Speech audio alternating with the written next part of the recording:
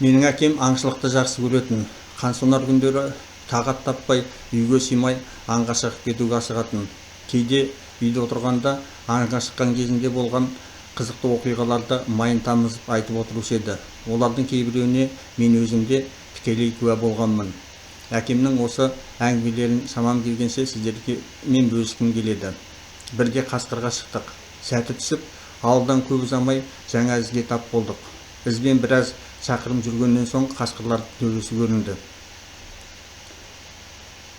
Бізді көре сала арланы солға, ал ұрғашысы бөлтіріктерін ертіп оңға тартты. Мен арланды қу дедім. Жақындаған бетте бірінші атқаннан ақ қасқыр жалп ете түсті. Шоферға үстінен басып өт дедім. Көңіліміз көтеріліп, алғашқы олжаны жуып тастайық деп дастархан жайдық. Біраз отырғаннан кейін шоферға қасқырды тиеп ал дедім. Ол қасқырдың қасына барып, темір таяқшамен «Әй, тірісің бе?» деп тұмсығынан түрткенде қасқыр атып тұрды. Шошып кеткен шофер жалпасынан түскенде қасқыр үстінен бір-ақ қарғып тайып тұрды. Тағы бірде күз уақыты аудан орталығынан бажам келіп құрға шығайық деді.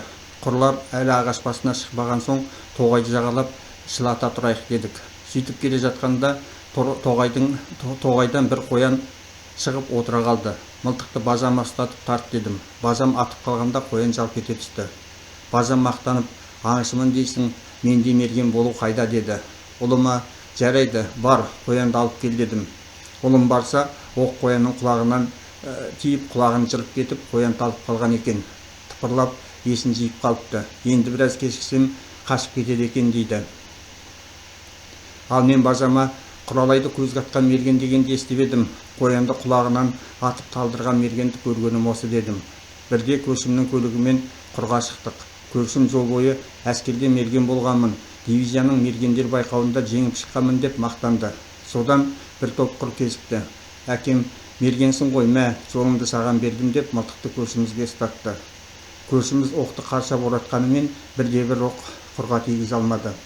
Ақыры әргі құрлар ұялды ғой деймін, ұшып кетті.